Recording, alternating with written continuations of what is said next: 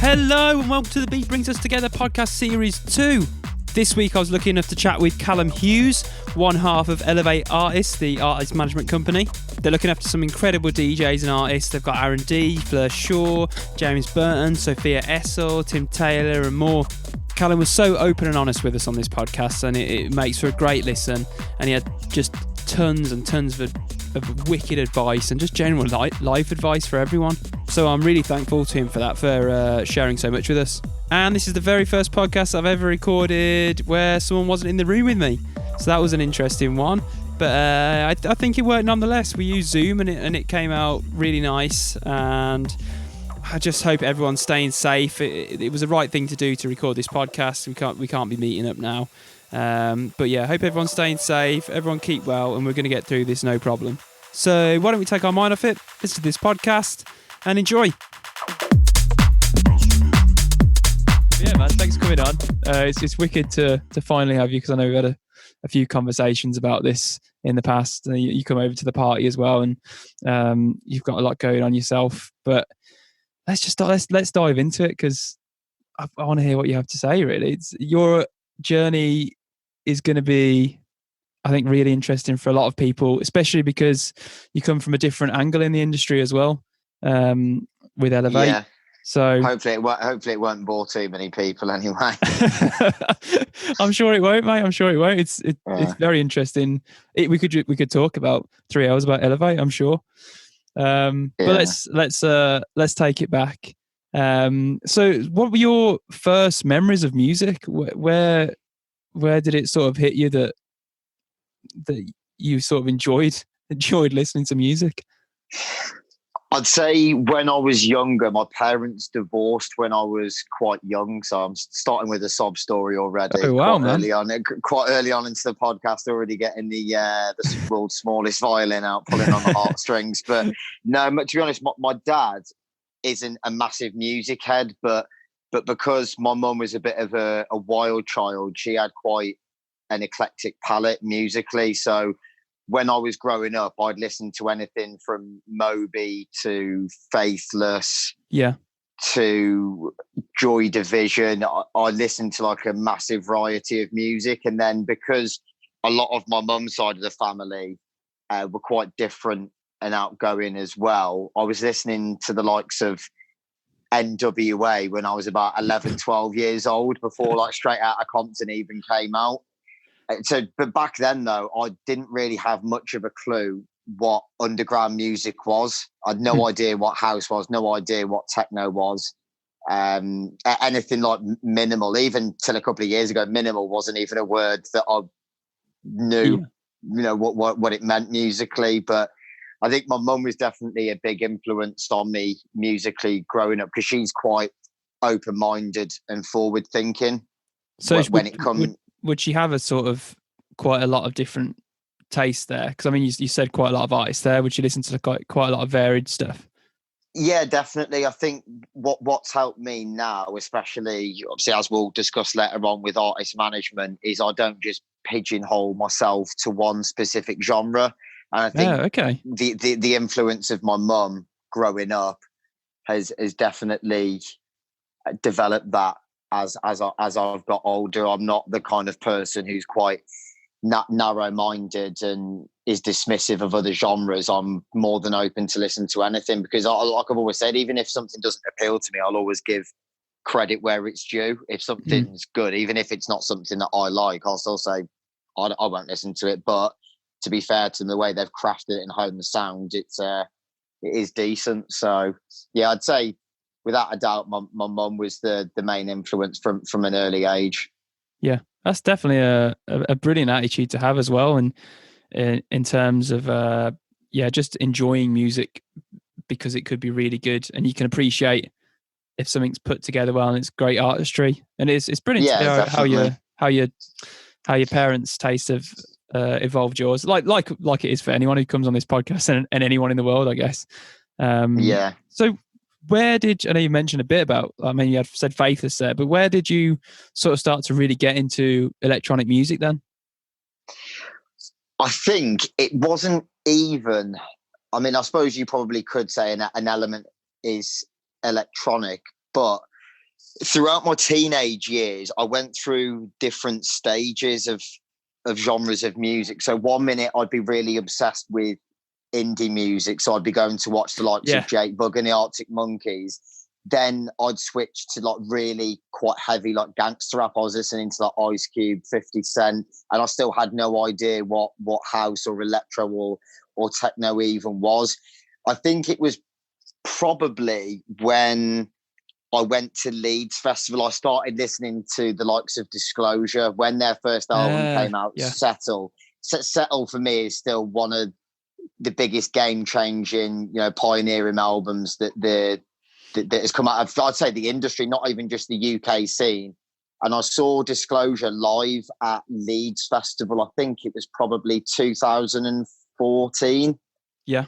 And yeah, that completely blew me away. And from then on, I just started to delve deeper then into listening to underground music.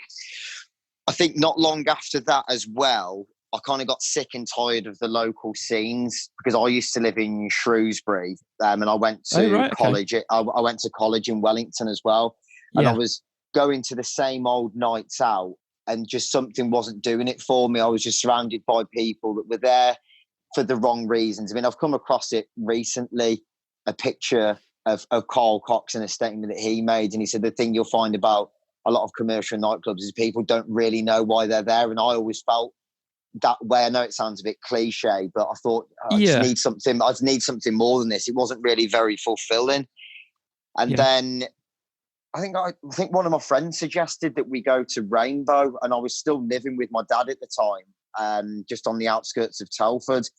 And I went to Digbeth for the first time, and it completely changed my mindset and my outlook. And I think even slightly before that, just backtracking slightly, I think I saw DJ EZ at V Festival, and it was one of the best sets still to this day that I've ever seen. It just, the whole concept of just being able to mix like that and bring in so many different styles of underground music, just really inspiring, to be honest. And then after I went to 231's birthday, I think that was with DJ EZ as well. And they might have had, obviously, the likes of Shorters, Andy Bell. I think even Katie B might have been doing vocals then. And then I thought, I need to get into this. This is definitely a bit of me. And then not long after that, because I was still commuting with my full-time job in the bank. Right. Commuting from over Telford way? Yeah, so I grew up in Shrewsbury, and then when I was doing my A-levels, I lived in Telford for a few years. Yeah. And it's really weird how, to be honest, I wouldn't be in the position I'm in now if I would have taken the initial path that I was going to take, because I didn't do very well at school. I was a bit of a wild child, went through a few family issues, but got my head down with my A-levels, got decent grades, got into good unis. But when I was on a gap year, I thought, I'm not conforming to this whole societal belief that you have to go to university to be successful, because I had so much pressure on me to, you need to go to university, you need to do this degree. And I thought, well, it feels like other people are trying to make decisions about my life for me. And is that really what I want to do to make myself happy? And now I look back, I think it's the best decision I ever made was not going and actually pursuing what I wanted to do in life. I think that's a very big point, because I think at that time, same for me. I went to uni. Was it the right decision for me? I don't really know. I can't go back, but it was sort of almost forced upon you in the education system. They're like, go to this, go to uni. And you're like, really? People like me shouldn't have gone. Did well in grades and that, but was it really the place for me? Probably not. Yeah, I don't knock anyone that's been to university. I mean, all of my family members have been to university, to be fair. And I think for me, even from a young age, because I've been doubted so many times after I'd finished school, it was a doubt of, oh, you didn't do very well at school, so you're not going to do very well in life. And that almost spurred me on then to prove that, if people are going to doubt me, that's just going to make me want to prove that I can achieve what I've set out to do. And then when I went into A-levels, I was still told, realistically, because of your grades at school, you're not going to do very well. And I was patronised even by family members. And a lot of that has even gone on to what I'm doing in the music industry, so many people in family or friends that I used to associate with have doubted me or tried sniggering and putting me down. And I just step back and think, well, that's your problem. If you Yeah. don't believe in someone, or if you've got your own issues, and clearly there's things that you need to address, or you're clearly not satisfied that you haven't kind of achieved or done what you really wanted to do in life. So yeah, a lot of it has just really been down to me. I suppose not really being rebellious. I suppose it's just doing actually what I want, rather than allowing other people to dictate my life on their terms. And I mean, a lot of that, it's not always been easy, because I had to move out at the age of 19 to take that leap. But sometimes that's what you have to do if you want to do what you really want to do, I suppose. It's a great attitude to have, though, and just like it. I mean, it's interesting that you said rebellious. I think sometimes it is kind of rebellious to do your own thing and not follow the path that someone's charted out for you. I said all that, but I have gone back to uni now, so it's funny that it's ended up that way. But now it is the right thing for me. So that's just how it pans out. But sorry, sort of detracted from 231. No, well, yeah, no, it's just wanted to hear what you had to say. No, that's all good. The conversation's naturally flowing, so it's only natural that you'll detract from what we were initially discussing. To be honest, I tend to go off on a tangent anyway, so don't worry about it too much, mate. Perfect. Lots of content then. We'll have lots of content on this one. Yeah. So, I mean, following from 231, that's where you sort of wanted to get involved in things. I mean, and you began DJing yourself. So did it come from that same place of going to the Rainbow Sides, getting involved with the scene? Yeah. For me, it was honestly, I know people can say, well, that's easy to say now, looking back on it and what were your real intentions. For me, it was never about the image of wanting to be the next big DJ. I simply just fell in love with the music. I became absolutely obsessed. I think not long after 231, I mean, I suppose it's kind of a natural progression that when you're first going into the rave scene, you'll listen to the heavier sounds, like your bass music, bass line, anything along those lines. I'm not knocking anyone who's from the older generation. Obviously, I don't want Tom Short as hunting me down after making that comment, but it's only natural. I'm sure he'd agree as well that a lot of his crowd, because I still work for him now at 231, is a lot of the crowd are generally very young, and you'll normally find that as they get older and they delve more into different sounds, their music taste does mature, and then they'll start listening to house. Then they might go into likes of minimal, the more obscure sounds. So for me, it was never about the image or anything like that. I think I saw Tommy Vassetti at Portal in 2015 in the black box at Rainbow, and he was playing a lot of his own music. And I came across a video, funnily enough, the other day where it was me being loud back in my heyday, jumping over the deck, shaking his hand. And I still remember now, after that, I was hunting for all these songs, and all of those songs were by him. And just literally now it's even hard to explain because I'm so passionate about it. I just thought, this is what I want to do. I want that feeling of playing music and controlling a crowd like that and seeing people's reactions and seeing them happy. And by that point, I'd never even touched a pair of decks. I know that a lot of people you speak to who've done DJing, I mean, your likes of Ryan Nichols and Fleur, who I work with closely, to be fair to them, they've been DJing for years. It's always either naturally been in the family or they've done it from a young age. I don't think I touched a pair of decks until I was probably about 19 or 20. Yeah. So for me, it was just moving to Birmingham and then getting as quickly involved in the scene as I could. And luckily, I'd met John T, who was my DJ partner when we did Shire Groove together. And I'd met him, I think it was at Sven Vath in the Black Box. Right. And a couple of people had said, if you're looking to get into DJing, Jonty knows a bit. He only plays in his bedroom, but he's half decent. And then me and him started to talk more and more. I was going around his house, learning the basics. And then I bought my first pair of decks on finance. I think I had a really awful controller at first with a one speaker and a shoddy laptop, and I was just practicing Brilliant. and practicing. And the main thing, I'm sure we'll discuss it later on, is I would say to anyone, which I'm sure I'll reiterate later on, is I was quite nervous at first because I didn't really know anyone in the scene. I was completely new to Birmingham. I was a bit of an outsider. I didn't really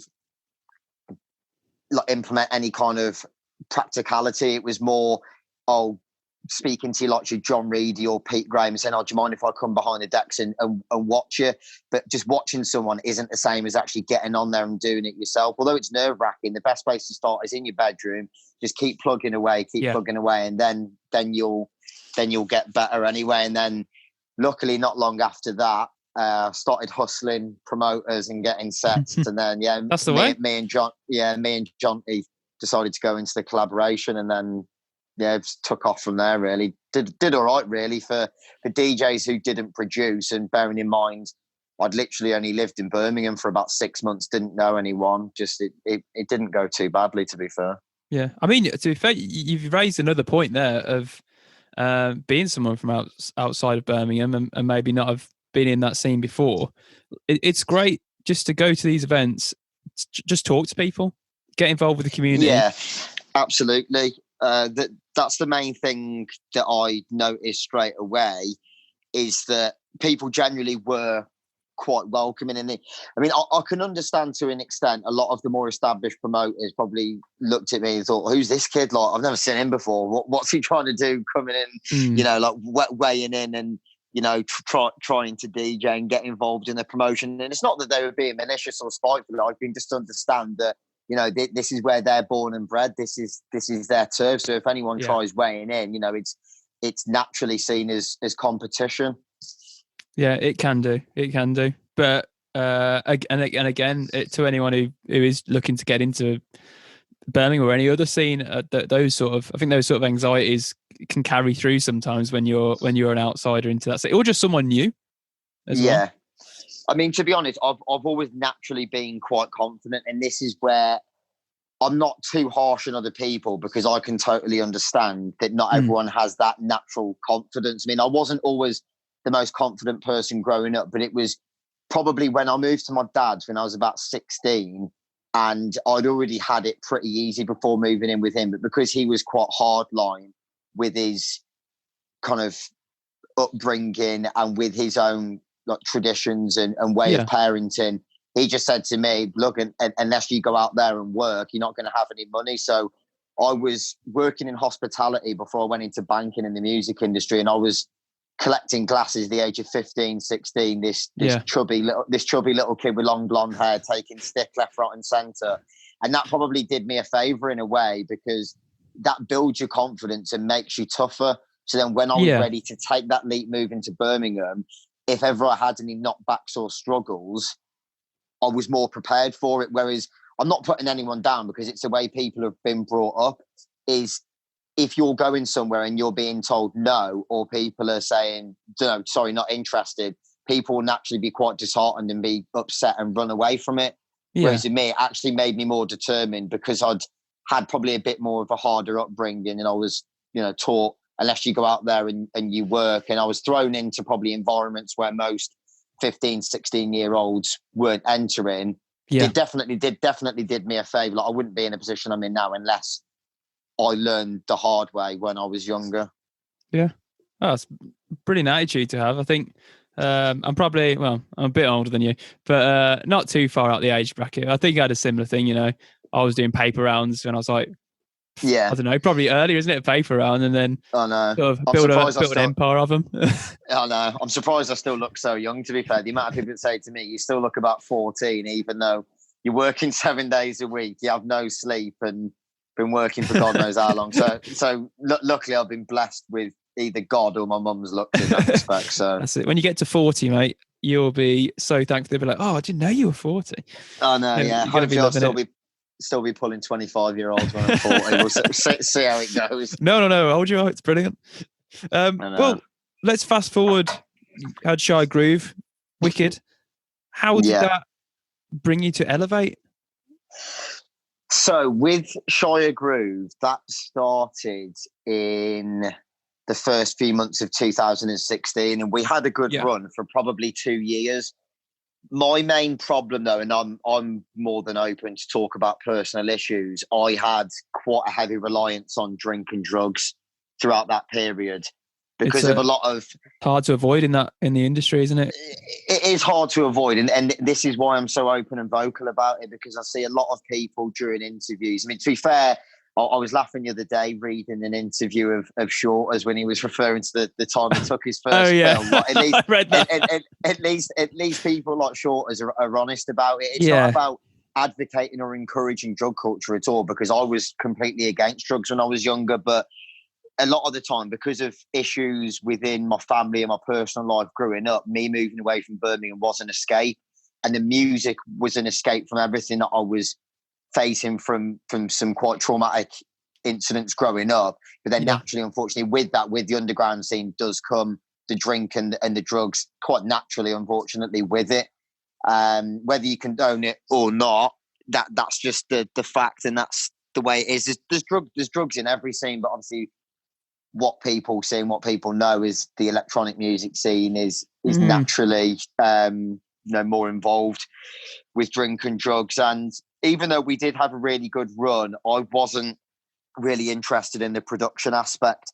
I still think there was no ironclad guarantee, but I still think that potentially, because of the amount of contacts I was building with promoters, and because I still enjoyed the social media side as well as DJing, we could have potentially done quite well. But I'm glad now that really we didn't take the leap and try to go to the next level, because my mental health was shot to pieces. Trying to do my full-time job in banking, as well as running my old Oculus charity events and DJing most weekends. It does take its toll on you in the end. I mean, you can go to the gym and eat well as much as you like, but when you're abusing substances, 2-3 times a week, and you've got lack of sleep, there comes a stage where you think, well, I either want to quit the industry altogether, or I actually, need to cut back on it. Don't get me wrong, I still like a party. I'm not going to sit here and act like I'm innocent, like I'm an angel. I still like a party, don't get me wrong, but I'm nowhere near as bad as I was. I know when to call it a day now. And I think going into the other side of the industry definitely helped me, because it's given me that, more air of professionalism and responsibility, and knowing that you can have a bit of a party, but you can't overstep the mark at the same time. Which don't get me wrong, I've not been perfect since I've finished DJing, but I think most people could say to me that I'm not an idiot when I go out, and I can still have a good time. But gone off on a bit of a tangent there again. Obviously, the main thing about this is I want to get points across to people. I'd rather be honest about my own personal experiences, and hopefully people can resonate with that, and it can help other people as well, because you don't have to quit the music industry. I mean, I get that for some people, we all have our own personal issues and we can control things. Some people, unfortunately, can't control it, and the only way to resolve the issues with either drink or drugs is just taking a step back of it completely. And I'm not knocking anyone for that. I've got enough time and respect for anyone who's big enough to make that decision. But for me, because I was so passionate about the music, there's no way I was going to quit the industry. Yeah. So not long after that, I was, as well as the DJing, I really wanted to get into artist liaison, and the more is that from background you sides. Meeting people on? That was mainly from me meeting people and just building contacts in general. So I was involved with Junction 13 Festival with Shakti. Right. Shakti's a top lad, and I was doing a lot of promoting for him. And then I said to him that I wanted to do some artist liaison work, looking after artists. And because naturally I knew as well that was going to be a good gateway for me to get into the industry and build even bigger contacts. Because just before I moved to Birmingham, I worked in like quite high-end restaurants in hospitality. So I knew how to look after people well. I'd been taught the importance of going that extra mile with customer service, and I knew how to deal with people. I wasn't uptight. I still knew how to have a natural conversation with someone, make them feel comfortable, but go that next level with the service. So I knew that if I was given that opportunity, that I could prove myself. And I was doing artist liaison with Junction 13 for a bit, and the promotional aspect there. I'll be honest, my first experience of artist liaison was an absolute disaster. Oh no. Junction 13 did an event at Lab 11, and the event itself went quite well. But because it was completely new to me, and they had 3 stages, and I was looking after Kaluki, Dennis Ferrer, like really established big artists, and I had no clue about working for such a larger scale event. I probably should have started off with a lower scale event, and because obviously naturally, on the day I was drinking and everything else. So it wasn't a disaster. I was just more disappointed in myself that I didn't get off the ground running. But that's another thing. I didn't get too disheartened because I saw it as well. Okay, you weren't perfect. You made a few mistakes. Learn from it, and then going forwards, look how you can improve on it. Yeah. And then from then on, I haven't really looked back, to be honest. I was already DJing for Portal, the odd party for Andy Bell and John Reedy, and I approached them, and I just saw a gap in the market, to be honest. I didn't really see anyone that was interested in doing artist liaison, apart from, to be fair, Brad Hughes is a top lad who I work for and work with at Lab 11. Mm-hmm. He's got quite a lot of experience in artist liaison, but apart from that, everyone was more interested in partying or being a DJ. So I approached John and Andy, and then I was lucky enough to work a couple of big shows for them, and then I proved myself. And I suppose hopefully I'd like to think that I built a good reputation as someone who can be trusted to look after those bigger artists and make sure that things run smoothly. And it was coming on to how Elevate started. It was when I was in Ibiza in 2018, and I was at Solid Grooves with John Brady, John Reedy, Andy Bell, a few others. Mm-hmm. And Brady put his arm around me and he said to me, he goes, "You're really good at hospitality." And I was like, "Really appreciate that, mate. Thank you." He goes, "You should think about management or tour management."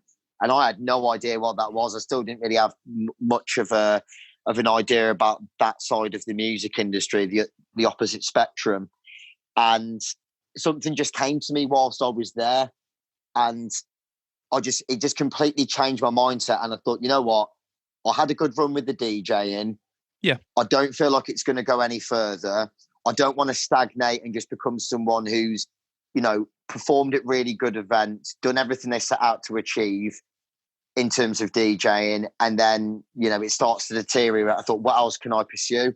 And then whilst I was out there, I already had a good relationship with Fleur, and it just came to me. I thought, how has she not got a manager? But even though she wasn't producing at the time, I thought, you know what? I think I can turn her into a superstar. For me, coming on to what I was saying before and just kind of reiterating that, because I just saw it as another challenge. I thought, this isn't an artist who's broken through. She has got the potential to break through.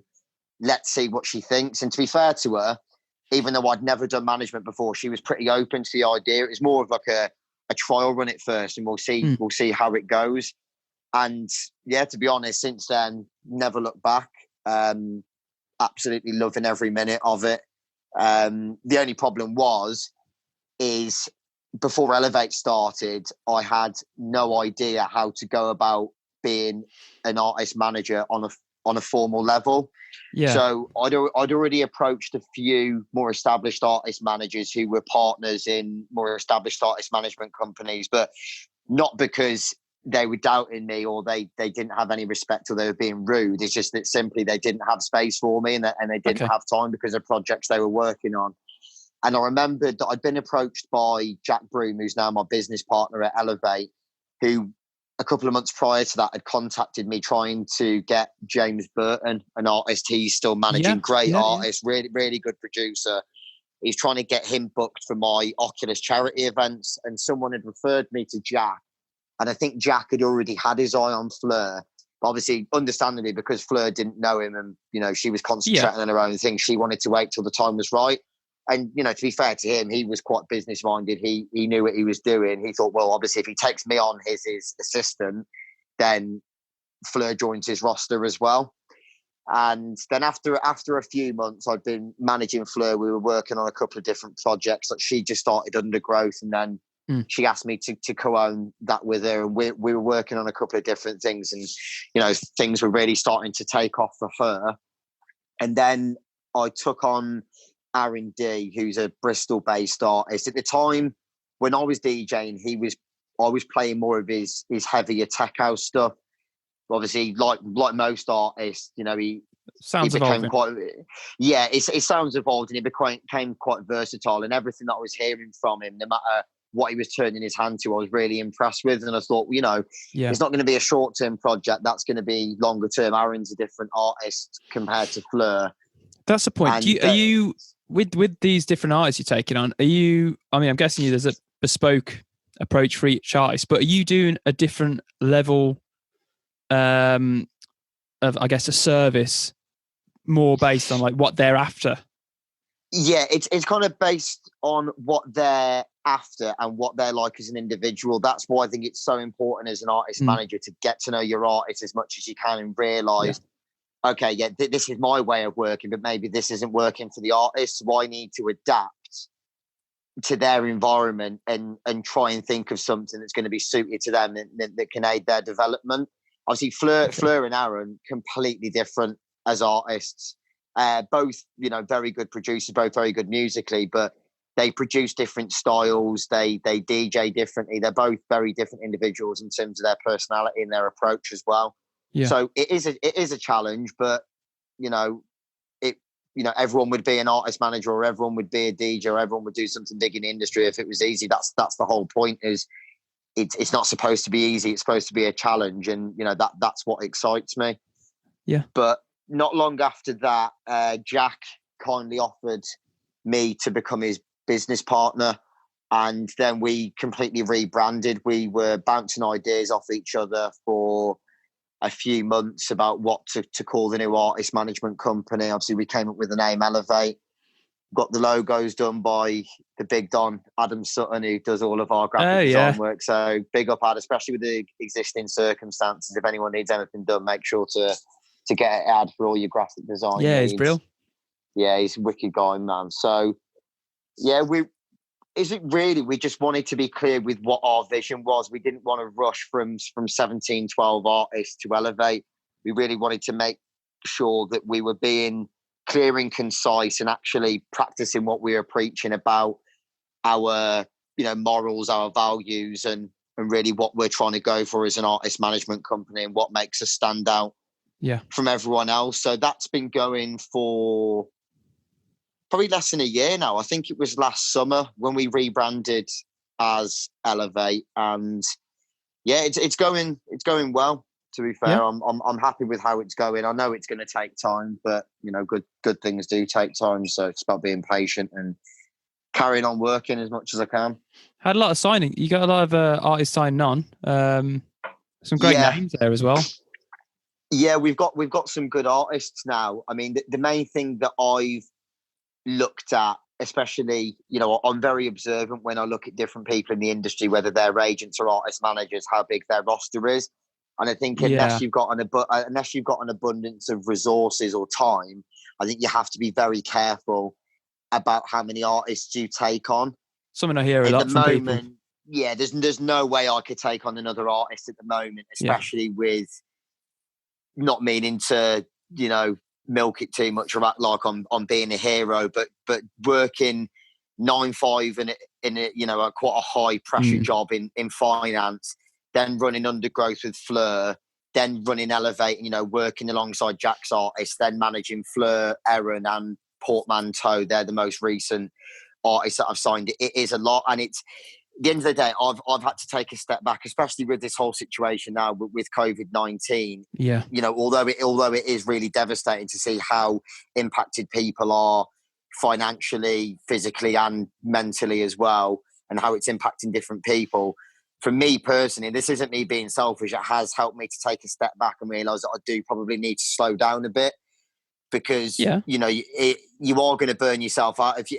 I don't like anyone that works 7 days a week. So I think to be a really high performer and to go to that next level, you do have to be willing to put in the hours and make the sacrifices. But at the same time, you do need to have that duty of care over not just other people, but over yourself. Yeah. And, it's probably just because of the circumstances, but I've been nearly 3 weeks sober now. And for me, that's quite a big thing. Like, because of being in the industry and everything else, it is quite hard It to is. be sober as well as doing all this work. And, you know, it has benefited me massively. But I know without a shadow of a doubt that it wouldn't be fair on the artists if I was to take anybody else on, even if they were a really amazing artist, unless me and Jack were doing it between us. Yeah. It wouldn't be fair because I have to dedicate time fairly between all three of them and make sure that I'm not prioritizing one over the other. I mean, I might spend more time with one at a certain time because, for instance, at the moment, unfortunately not at this present moment in time, but just before what's happened, Fleur was very, very active. Obviously, she's still active behind the scenes. So it's only natural that I will dedicate more time to her at that given moment because she's the most active. But I'll still make sure to fairly distribute my time and see how I can help with the development of, you know, the other artists that I'm working with. Nice. It's kind of like natural waves at the minute of people popping up and down with lots of activity. That's interesting, man. Interesting you use the word like sacrifice as well, because I think something more and more I've found is that, like you say, man, you need to put so much work into this. You know, this podcast has become a bit of a baby for me, and I've sort of discovered that you have to sacrifice, for me anyway, I have to sacrifice working time for time. And it's just made me work faster and harder in the times I am working. It's like sacrifice both ways. You've definitely got the right mind. You've definitely got the right mindset, man. I mean, to be fair to you, since day one of doing the podcast, like you've been consistent with it, and that's the most important thing is consistency. Is you can be in a good role, but especially in today's society, obviously with population growth and how easy it is on social media and how lucrative the music industry is, you only need to take your foot off that pedal for a couple of weeks and you get left behind in the dirt, mate. Behind everybody else. And you know, that's the thing now, because of how competitive it is. Unless you're consistent and you stand out, realistically, you're not going to make it. And that's not me putting people down and saying you're not capable of making it. That's just me giving honest advice and saying that unless you're willing to give it your all and make those sacrifices, your chances of making it are becoming slimmer and slimmer by the day. Because the amount of people... Oh, yeah. No, well, also, and what you were saying about... You know, you're saying about your DJ and you were like, oh, you know, you kind of got to a point where you're happy and you're like, I feel like I might stagnate here. I think maybe it's because you're pursuing something you want to pursue. You know, make sure you're doing stuff for yourself. I think that is a great piece of advice that sort of fits with what you're saying now. Yeah. That is a reason why you be consistent, and there's a reason why you're not consistent. Obviously, sometimes it's out of your control, but I think you really have to be on board with what you're doing. And for the right reason. Yeah, definitely. Yeah. But yeah, I mean, I feel that's sometimes the reason maybe people will hit like brick walls with moving forward in the industry or in any industry, really. Yeah, definitely. I think sometimes people have to take time to reevaluate and look at how realistic their goals are. I mean, someone I work very closely with is Fleur's partner, Dan Edwards. Absolutely amazing individual. A lot of the work that he's doing with well-being and mindfulness, that's something we're incorporating into Elevate, and we're really trying to push the importance of well-being and mindfulness. I know that it's probably a bit ironic because a lot of the time I end up focusing more on the well-being of others than my own well-being. But and that's not me bigging myself up. That's just naturally how I am. And I think especially with the existing circumstance, I've started to take more time for myself and, you know, implement more self-care. But Dan's always really bang on the money when he says, you know, there's nothing wrong with having, you know, big dreams, and big ambitions in life. But at the same time, you do have to be realistic in terms of, you know, set yourself short-term goals. Don't just, you know, there's nothing wrong with saying, no, I want to play DC10 or Amnesia or anything like that. But the likelihood of you playing that within 1 to 2 years, it's not going to happen. I mean, even, you know, artists that I come across now that are getting, you know, pretty decent breaks, you know, they've been working behind the scenes for years. And I think the problem is now, I've discussed it in my own podcast before. I've only done the one when we were discussing with Josh Mayer about the effects of social media. I think this is why, because people become so obsessed and then, you know, engrossed with social media, it can end up having a negative impact. And then people, you know, see all of these big artists on stages or anyone else, and they begin to compare themselves to others. Is just don't compare yourself to other people. Just, you know, spend less time on social media and spend more time in the studio or honing your craft as a DJ. And I think this is where people go wrong. They don't, rather than actually celebrating their successes and realizing how far they've come. I've probably done it in the past. Is, too often now we're forgetting what we've achieved and constantly comparing ourselves to others and putting ourselves down. And I'm terrible for that. I'm terrible for less that. of that. Yeah, it is only natural. Like I say, in the world that we live in now, it is easy to fall into that trap. But that's the main thing for me. I constantly think now that looking back on, the fact that I was living in Shrewsbury and Telford, knew absolutely nobody, had no involvement in the industry. And then I fast forward, less than 4 years, I think, I never could have imagined that I'd be in the position that I'm in now. And I know, I've still got a long way to go, but it's definitely something I'd advise anyone to do, is just take a step back and reevaluate. And, it'll definitely help you get back on track that way, because it is easy to lose sight of what you're doing. Just constantly refer back to your goals. Even if you've got to write them down, look back at them and make sure you keep on track and be disciplined and, don't go off course. I was going to ask you for a piece of advice, but that was sublime. Talking one step ahead. That's it. Always one step ahead. Talking about helping people out, it's great to see you also doing a set of ebooks. You've got two. You've got how to get signed by your dream label, starting your own brand. Yeah. You got anything coming up in that way? Got a few more of those coming, or any more podcasts as well? Yeah, I think with the podcast, funnily enough, I'm talking about consistency, but I probably wasn't as consistent with that. But it is difficult, as I say, with everything that I'm working on at the moment. I've only got so many hours in my day, and because me and Dan were doing them together, he's a full-time PT. He's running me, myself, and Mind. He's got a lot of work on himself, so it is difficult to make that time. So sometimes things can just be a probe, Yeah, definitely. I would be up for doing them again, but I think, like my business partner said, I think like you've done well with the podcast, is you haven't just done one month and then left it 3-4 months. You have to constantly be rolling them out, and that's the best way to get attention. I did have an idea. Unfortunately, I think we're probably going to go on lockdown because of all the idiots at the moment. But with the contacts that I've built with the more established artists, I did want to do a podcast. Now that a lot of these more established touring artists aren't able to tour, is trying to get quite a bigger artist, well-known artist on a podcast. But I'm not overly fussed at the moment. I think I'll do one again when the time is right. I think that the main thing is as well, I know it's not a huge cost, but because I'm always constantly reinvesting my money, I do have to be really careful with my overheads. Me too. and I'm sure you'd agree that. I know people say, well, you're not spending £500 a podcast, but it's little things, especially like at the moment, managing your overheads is a really important thing. And I'm not going to get into difficulty financially just by reinvesting in every single little thing. You do have to be careful. Sometimes you have to think, can't invest in that at the moment. I'm working on this instead. Concentrate on that. Sometimes you don't want to spread yourself too thin. But the ebooks, we've had a really good reaction.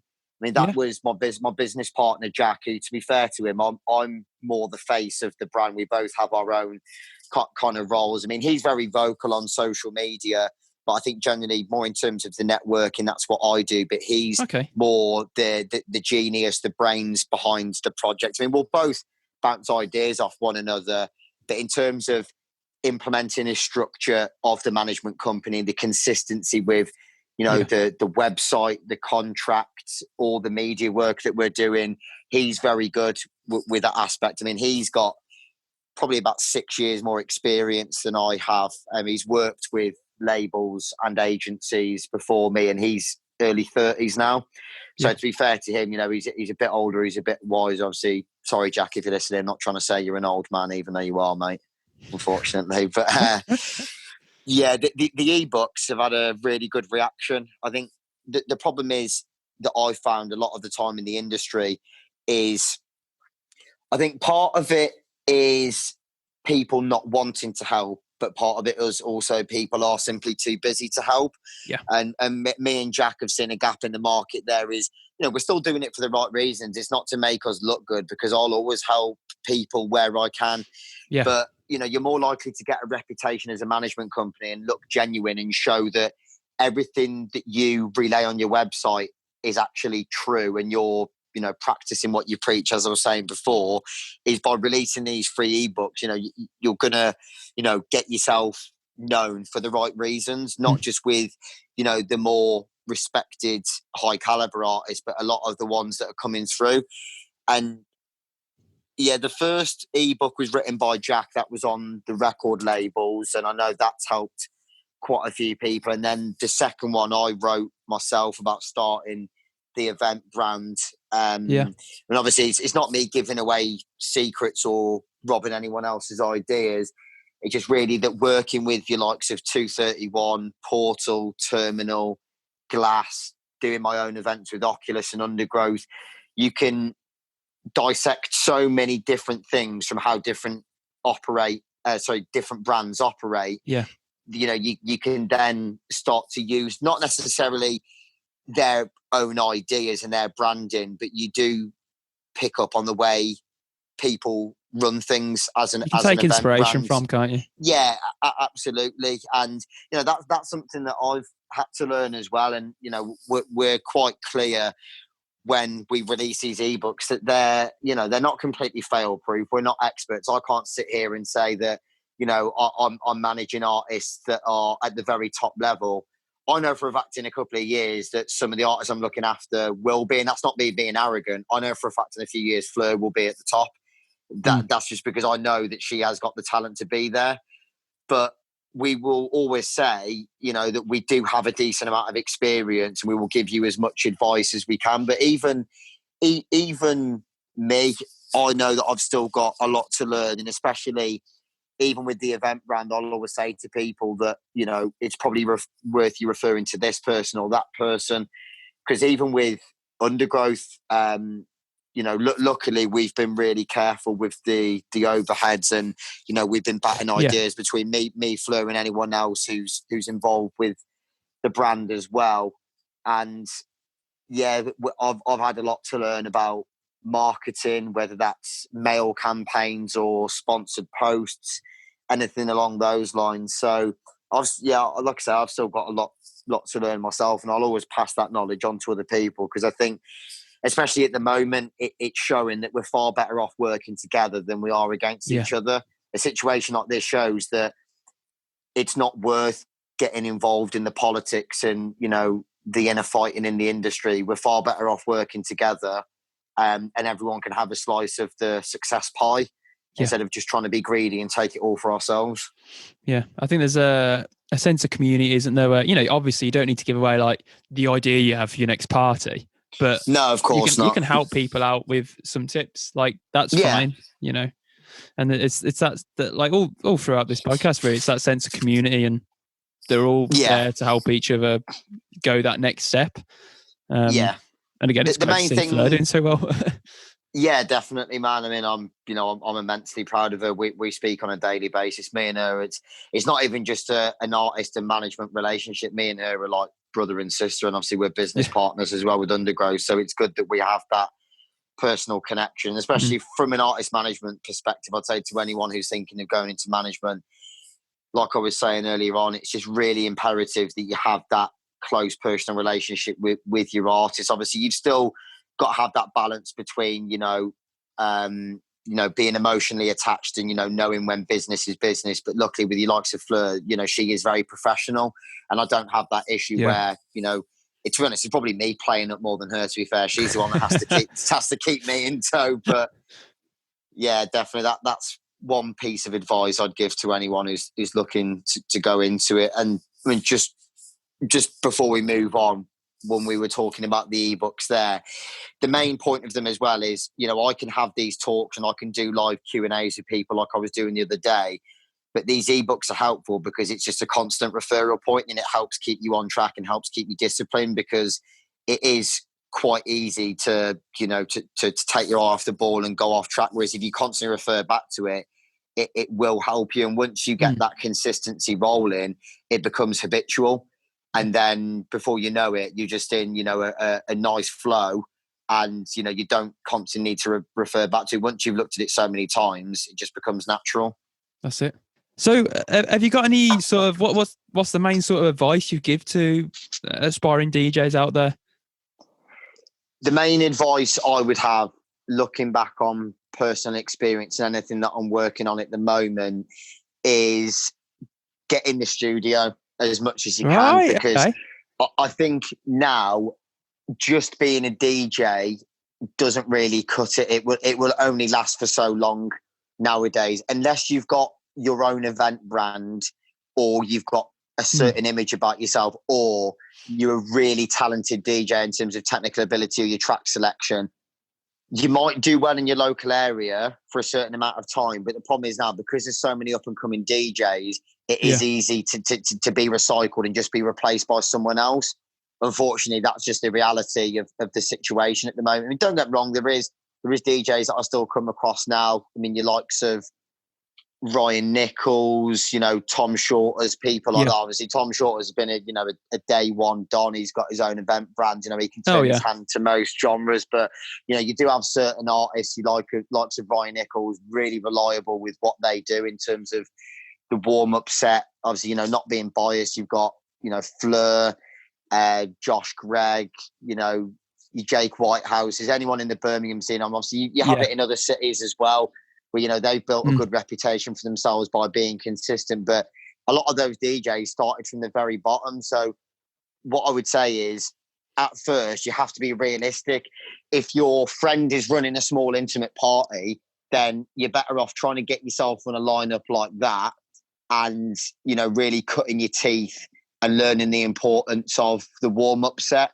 I mean, I'm sure it's been emphasized many a time in your podcast when you've been speaking to different artists, and if you've asked them the question, is really important. And that was something that I didn't really do very well at the start, and I can understand to an extent. But honestly, from day one, especially with how competitive it is now, just make sure you're being really careful and selective with your track selection. Make sure you're taking time to think, is that going to work in a warm-up? When someone's walking in at the beginning of the night, that's the best thing that Ryan Nichols told me a few years ago. He said, if you're walking into a club, put yourself in the shoes of a punter. You're just trying to settle into the night, go into the bar to get a drink. Do you want to hear music that's really blaring and really loud and in your face? I've seen it time and time again at events where the crowd just stands at the back of the room because it's too heavy. And I was watching an interview not that long ago with Shorters, and he was saying it's almost offensive. It comes like too much in your face, and it's too much too early. And I still get sent a lot of mixes now, and I just think now, unless you've curated a mix which is really special and it's got the more obscure sounds in it, you've hunted for those vinyl only tracks that you've managed to download, or you've been searching for hours in the Beatport chart, or you've been on YouTube channels and you found a really unknown, well hidden tune that's only got a couple of views. You're not going to stand out from the rest of the crowd. And I think you really need to either, if you're just going to look to go into DJing, learn the importance of the warm-up, peak time sets, closing, really take time to organise your tracks, look for the real hidden gem tracks. Even as well, I know that it's not affordable for everyone, but get yourselves down to record shops. And if you can rip tracks from vinyl, that's what you need to be doing, because that's what will make you stand out. And the main thing is now as well, a lot of people, when you approach parties, because a lot of them already has residents, unless you're producing, unless you've got your own sound, you're just going to be seen, unfortunately, most of the time as just another DJ. So if you've got, more obscure hidden gem tracks in your collection, as well as producing some quite nice sounds, that's going to put you a cut above the rest. So the quicker people can realise that, get on Ableton, get experimenting, get learning, make those sacrifices, the quicker you start, the better off you're going to be in future, because the likelihood is you're just going to leapfrog everyone else. Whilst you might be behind at the moment, you might see other people on lineups, the likelihood is in future you will overtake them, because you'll have your own sound.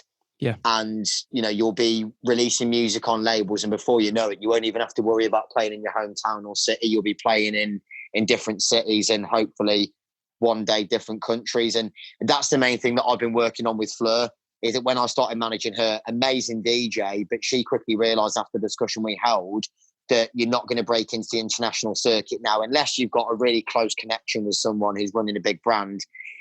That's more about who you know rather than what you know. But even then, these promoters and event owners still have a reputation to uphold.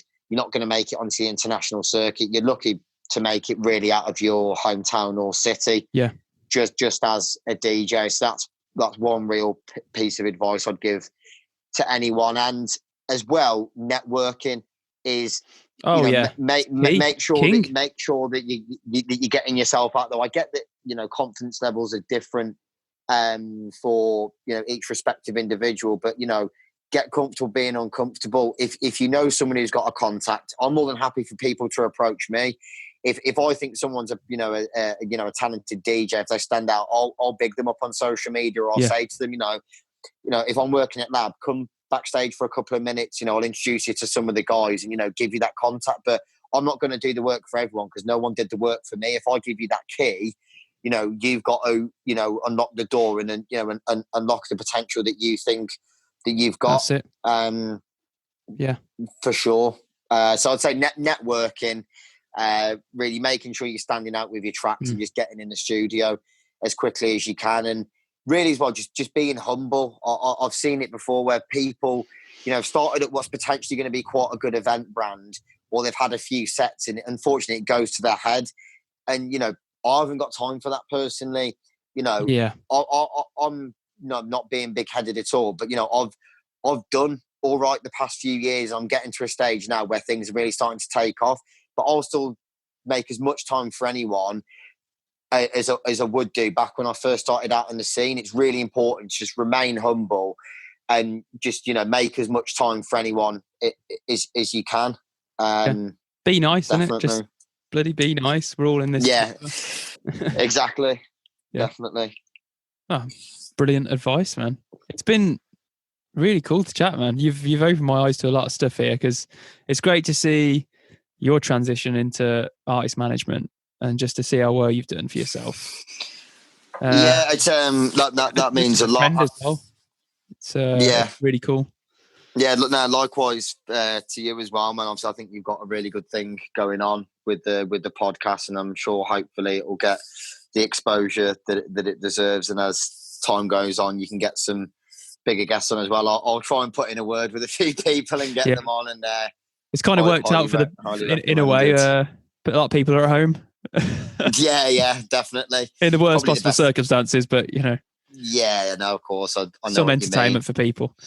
But yeah, definitely. I mean, the last couple of questions. It's been great for you to take the time to do this. But what do you think the best moment has been over the past sort of year for you, like musically?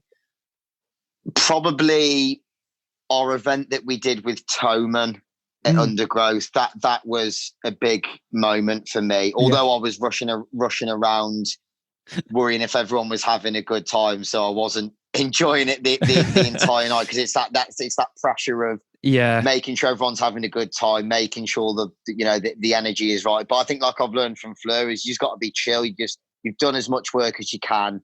The nights happen. As long as you can go away knowing that you've done all you can, then that's the most important thing. But it was just that sense of community and the vibe that I don't know what it is, and it's not me being biased or trying to big my own party, because I'll always give credit where it's due to any other party as well. But there's been something special that's been created since we've taken that party up to the 22 lofts. Obviously, Lab 11, the sister venue. And even though we're not getting any more than 150, 160 people in there at the moment, I know what we need to do. And after all this is blown over, to sell the tickets and to be selling, well over 200. Yeah. But I think it was the feeling of knowing that no one was really on their phones. Everyone was, together, enjoying themselves. And the amount of people who were literally by themselves or lost their mates, and they were saying, you know what, I could actually feel comfortable coming here by myself. And that's what we wanted to create from day one. Obviously, Fleur founded Undergrowth. Yeah. But that's really what we set out to do. It's not about egos. It's not about, being pretentious or thinking that you're better than everyone else. There's no VIP there. There's no backstage. You're going to see me and her. We're having it off front row there more than anybody else. And that's what it's all about. And we've even said, as things get better, we still want to make sure that we stay true to our roots and not sell ourselves out just for, financial gain. We still want to, stay true to the roots. And I know we will musically. Definitely. We won't sell ourselves out in that respect. But I think it's just really important to to look after the people who've, supported you since day one. So I think the Toman event was a big one. And I suppose I'll sneak another one in there. Probably Fleur's headline set, supporting headliners at Budapest on the main stage. What a and video is from that as well. We got there and there was probably only about 30 people in the crowd. And I thought, oh no, we've waited for this moment. She's nervous but excited, and I know she's going to smash it. And she jumped on, and within halfway through her set, it just filled and it filled. And I stood there and thought, how does she do this every single time? The fact that she's taking quite a commercial crowd and she's educating them and she's engrossing them with her style of mixing. Yeah. And, the way that she took it from only being a handful of people to a sea of people was absolutely amazing. And then alongside that, probably her set recently at District 8 in Dublin as well, warming up for Hannah. And obviously now that she's producing is seeing her play her own music and seeing the reaction that it gets as well. And obviously that's not me favouring her over any of the other artists. It's just obviously naturally me and her have a closer relationship, and we, work closely together. But it does make you very proud as a manager that all the work we put in behind the scenes, it leads up to moments like that, and it does make all the sacrifices. And it's not easy as well being a manager. I'd say to anyone, if you're going into management, be prepared to make the sacrifices, not just in terms of your time, but financially. Yeah. Because, that's not me, as I've said before, in other, panels that I've been on recently in Liverpool. It's not about guilt tripping the artists and making them feel bad, because I love what I do. But, it does make all those sacrifices, financially and in terms of time, really does make it worth it, man. Yeah. And how about, is there anything embarrassing from the past year, but most embarrassing moment? Embarrassing moment, without a doubt, was that Budapest gig. I think I'd been working the night before, and this is where I say the importance of, catching up on your sleep and, being sensible, because it had been quite a long weekend. We travelled there in the early morning. We literally landed, got some food. We were all, obviously, I was trying to hide my nerves because I need to be there to show my confidence and believe in my artist. And I believed in her, but it was her first international gig, so I wanted her to do well. I was determined to see her succeed and really do well. But it was later on in the evening. Normally, anyone can vouch for me. I'm normally absolutely fine when I go out. Or you can see me out from 10 p.m. and I'll be last man standing at like 6, 7 a.m. I'm not about the after party life, but I'll still most of the time make it back fine, get in a taxi, absolutely fine. Whilst I was there, I went from being a little bit drunk to like literally absolutely hammered. And I wasn't malicious or anything like that, but I got wound up because when Fisher was on the stage, I got removed off the stage. He was being, I understand as a headline artist, he doesn't want loads of people on there, but Fleur and Dan were still on the stage and I was shouting, let me on, let me on. And obviously now looking back, I was thinking, nah, rookie mistake that was. But this is what you've got to do. You can't beat yourself up about, I didn't hurt anyone. I was probably, a bit too loud, didn't exactly do myself any favours. And that's what I've learned since then is I'm not just representing, Fleur as an artist and not potentially, jeopardising anything for her for future reference. Because obviously people see her and then they think, oh, that's her manager, the geezer who's pissed up on the side. It doesn't exactly look good. And I wouldn't want to jeopardise anything for her because unfortunately, a lot more established promoters and event managers might think, nothing against her as an artist, but, I don't know if I want to book her again because actually I don't really want to have to go through him because he seems a bit of a nightmare and I don't want to be that person that jeopardizes someone else's career. So that was a big learning curve for me. And naturally, like we were discussing earlier on, is I'm the same as you. I've been bad in the past of beating myself up, but now we laugh about it. Yeah. We laugh. She says to me, oh, don't be licking up the vodka off the floor or whatever. And we can look back and we can laugh on it because, luckily it wasn't detrimental to her. But sometimes I wouldn't encourage making mistakes earlier on, but you're better off making mistakes earlier on in your career because the bigger you get, the more likely people are to start calling you out and the more chance you've got of something going viral if you're well known and you're in the public eye, and that can really destroy people's career. Obviously, I'm glad now that your likes of Jack Master have recovered from what's happened. I mean, obviously, he held his hands up and, he did the right thing by going into rehab.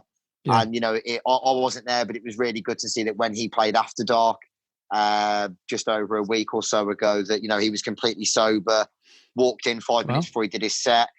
And, I'm genuinely glad that he's managed to come back from that, because a lot of people, unfortunately, they don't recover. So yeah, I suppose, obviously, I'm quite happy to discuss that embarrassing moment, because it is what it is. It's happened. Yeah. And hopefully I can give some advice to people. Just say, although you're in that party environment, just don't overstep the mark. Just be as professional as you can, because just remember, you represent, a lot of the time, especially if you're a DJ, you're representing yourself.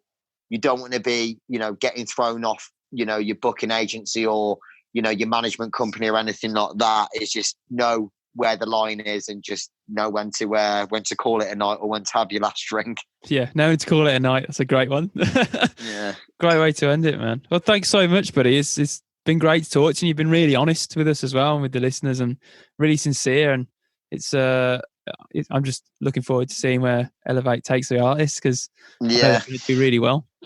Yeah, I'm looking forward to it as well, man. I mean, hopefully it's probably going to take a few more years, but I think the main focus at the moment, obviously, breaking through these artists and just proving really that it's really a grassroots, I suppose, a club route artist, and take them to that next level. And that's just part of the challenge and the excitement for me. And that's just what I'm going to keep on plugging away at, and we'll see how it goes anyway. Fingers crossed. Well, thanks very much, buddy. Absolutely amazing. For your time, mate. Take care. Oh, thanks so much, Callum. That was such a wicked podcast, and it was so nice to speak to someone who's just so genuine, down to earth, and just has so much advice and time for other people. I hope you enjoyed that one as much as I did, because it was a really interesting one, and presented us with again another take on the industry and the routes you can go down in the music industry as well. Make sure you go and check out Elevate Artists too. They're doing some wicked stuff. They've got some wicked DJs and artists, and they're all going to be rising up and up. And as always, please, if you enjoyed this podcast, go to your Apple Podcast, Spotify, SoundCloud, wherever you're listening, rate 5 stars or leave a little comment. It's really appreciated. Thank you so much. And until next time, goodbye.